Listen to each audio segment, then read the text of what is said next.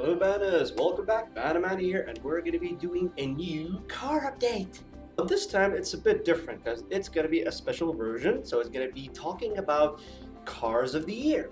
But I read a lot about cars, I read a lot of magazines, and I have a lot of knowledge, but I haven't driven any of these cars that are nominated. So basically I'm going to be using a famous car database or magazine to tell you what are the cars of the year. And for this update, we're going to be using the information provided by the famous car magazine Evo. But this is the Middle East version, so basically I think it's going to be different in Europe and North America. But I'm going to be using the database information provided by Evo because I believe they're one of the most respected car databases, and the people there provide excellent information, excellent reviews, and I always trust their knowledge, and I always trust what they see in our cars today. Okay, so what are the nominees of Evo's 2012 Car of the Year? First comes the famous and exotic company Pagani with their new latest car that replaces the Pagani's on the Pagani Huayra. Second comes the Mercedes C63 Black Series. Mercedes C63 is an awesome saloon and also comes as a coupe now, saloon or a coupe sports car, but this is the black and insane and psychotic version of the AMG sports car. What we've got next is a very special car from Lotus. It is the Lotus Exige S with its new and powerful V6 engine. Many people were here basically in the UAE. Lotus, we don't have any Lotus dealerships or showrooms, so is it really popular? But basically Lotus was mostly about having light cars which was focused mostly on handling and how beautiful the car drives. But now it's got a little bit more spice into it with a powerful engine, and it looks even amazing. After the Lotus, we've got a car from Germany, which is BMW's new sport hatchback, the M135i. It's kind of like a new version since they never did something like this before, but they nailed it. It's really great, it's really awesome, and it's powerful and strong and looks great. Just check, what is it going to be here? Oh yeah, take a look at it, looks great. This might sound weird. It is a car from Morgan. It is a British company, but it doesn't really have 4 wheels. It has 3. And yeah, even though many people might be confused saying, how can this be like nominated for Car of the Year? But it does, because I read a couple of reviews and they said it is unexpectedly so fun to drive and amazing, and it just gives you kind of like a car enthusiast feel about it, and it is quite special and deserves to be a nominee. Next up, we've got the astounding car from McLaren, the MP4-12C. Yes, it could have had a better name, but nothing less about the car. It is stunning. It is fast. It is amazing. And what's so good about it, because McLaren had some problems about the car not being so emotional, doesn't drive your senses.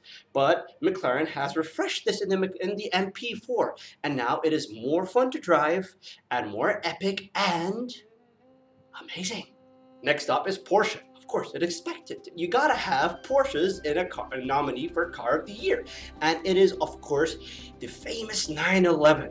And 911s were always beautiful and great and nothing less than fantastic. But the new 911 with new changes and the better look, I think it looks way better than before. Before it looked fine, but now it really looks good. And the car really delivered, and I've read so many reviews and everyone's crazy about it. Fantastic car, deserves to be in the list. This one's, I'm quite confused about it, because in the Evo car nominated in the list, they're saying the BMW Alpina B3 is within it. I can't make any statements here because I didn't read anything about it, but I never liked Alpina. I believe they're overpriced, and I believe they're not that powerful, and I always would prefer an M version. The M versions of the car, 3 Series, 5 Series, whatever they may be. So Evo, of course, knows more about the cars than I do.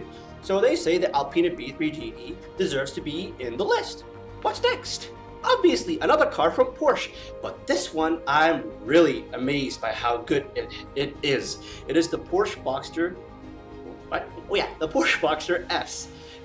It is one of the best convertibles in the world and one of the best sports cars to drive.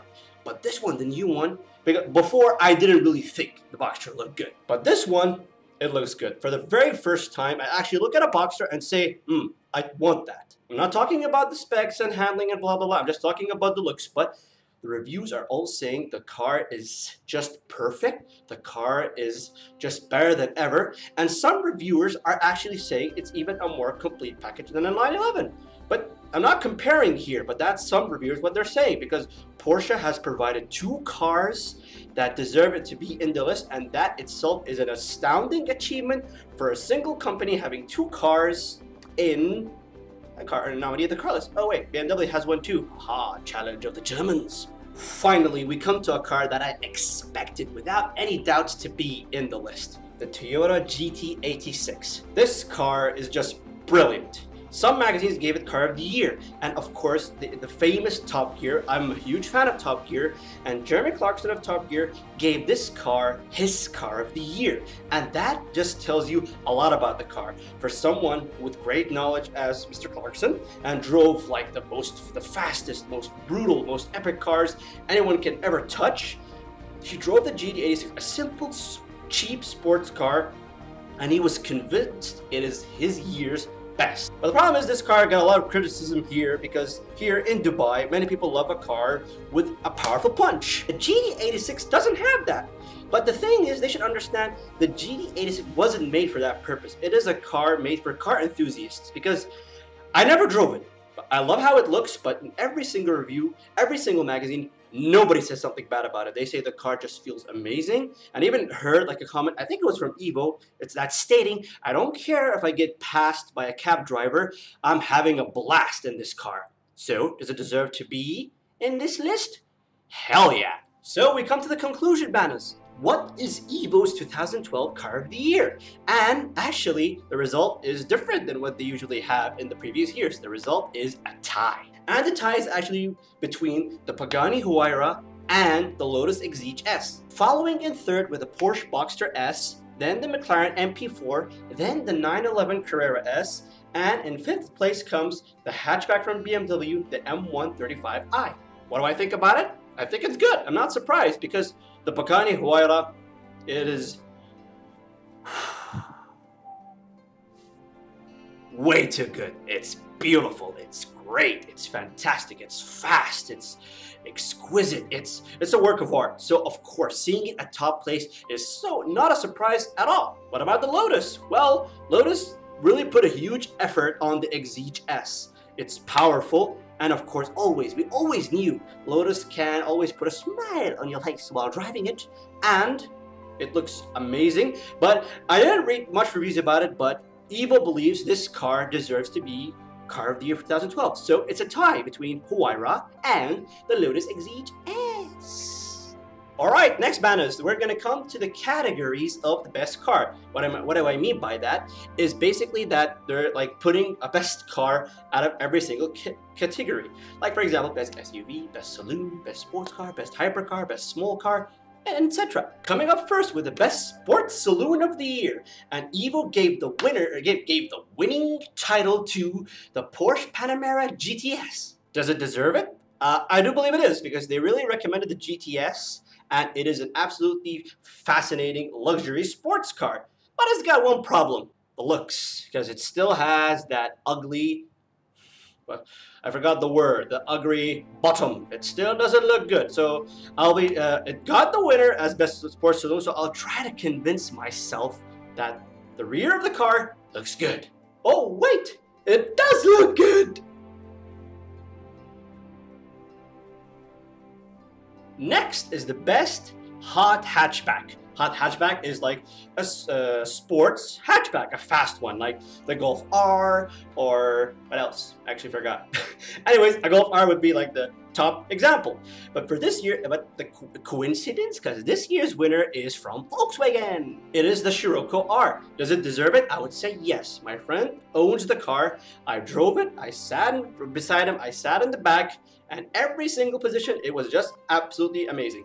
Great to drive, fun to drive, it's so comfy, it's got all the technology, every single technology you need. It's just stunning and great, and sounds good and looks good. And first of all, what's the good thing about it here? It's not expensive. Next is the best small car of the year.